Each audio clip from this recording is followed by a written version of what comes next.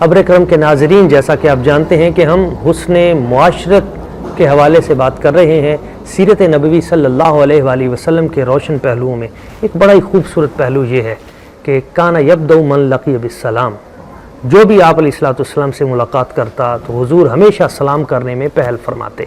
کانا یصافح اصحابہ اذا لقیہم، جب بھی آپ ان سے ملتے اپنے صحابہ سے تو حضور مصافحہ فرماتے، سلام کرنے میں پہل کرتے،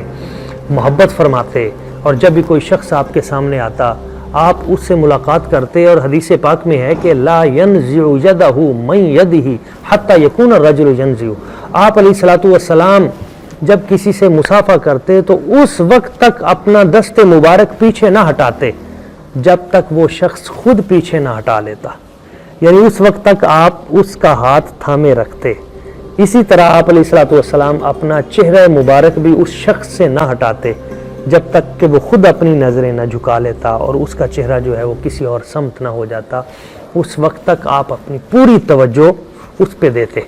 آج کے اس پرفتن دور میں نبی پاک صلی اللہ علیہ وآلہ وسلم آپ کی سیرت طیبہ کا یہ عمل ہمیں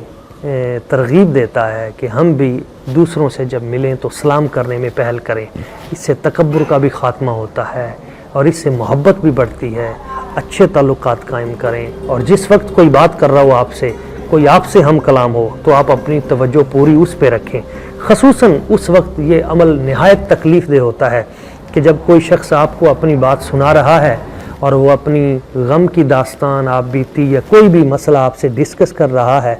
وہ اپنی پوری توجہ آپ پہ رکھے ہوئے ہے، جبکہ آپ اپنی پوری توجہ موبائل پہ صرف کیے ہوئے ہیں یا کسی اور طرف لگائے ہوئے ہیں۔ یہ عمل تکلیف دہ ہے۔ سیرت نبی صلی اللہ علیہ وسلم کی روشنی میں یہ ہمیں درس ملتا ہے کہ جب کوئی ہم سے ہم کلام ہو تو ہم بھی اپنی پوری توجہ اس پہ رکھیں۔ بہت شکریہ۔